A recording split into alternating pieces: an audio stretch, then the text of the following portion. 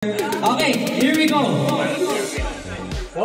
Ang tatawagin ko, please come on in front of the stage. Congratulations. Ang unang mabubuo sa Grand Finals ay si Honk number 4. Bakit ko na?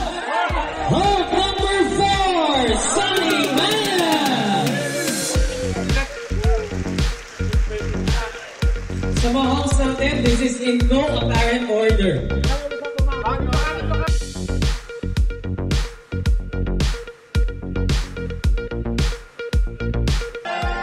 Joining Sunny is Honk number.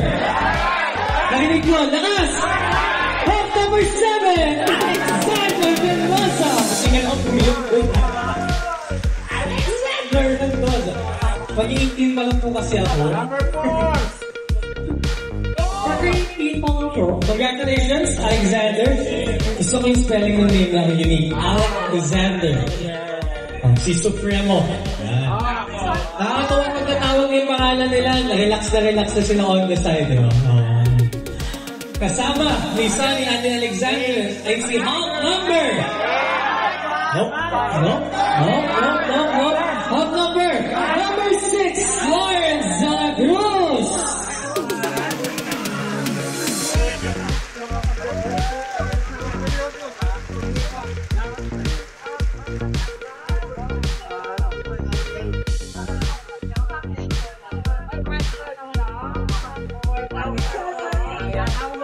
Okay.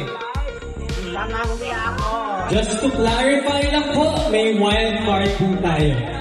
May wild card po tayo.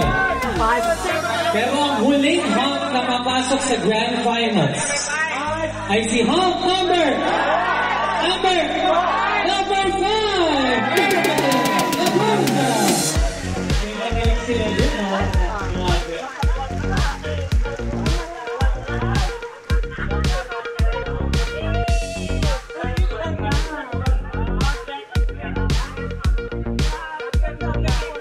Okay, as I mentioned earlier, we do have wild card. At meron po tayong dalawang wild card. Sa hindi po matatawag, congratulations still. Tuloy lang po natin ang laban. Malay mo, kailangan lang natin pagbutihan. Kailangan lang tweak na konti para makapasok tayo. Ang unang Honk na makakapasok sa wild card will get the chance to prove himself once again is Honk number 1, Alvin G.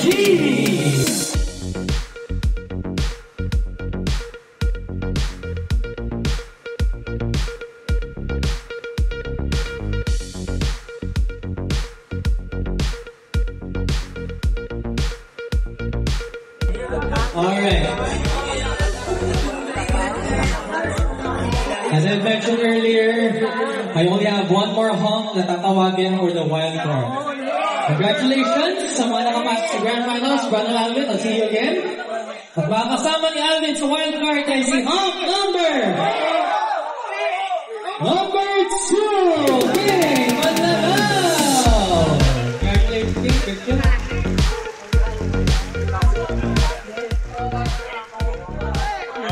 Alright, ladies and gentlemen, these are your Grand Finalists and wild card. Maraming salamat po sa inyong lahat. Ako po ulit si EC Aguilar. Pagkita-kita po ulit tayo next week in the Honor Show in the Metro. This is Manila's finest Honk on its year 12. Paalala na po sa mga manonood. Huwag lang po tayo biglang papasok na dito sa Itabragang Iwas. Alam po natin dito sa may right side ng stage. Thank you so much guys. God bless.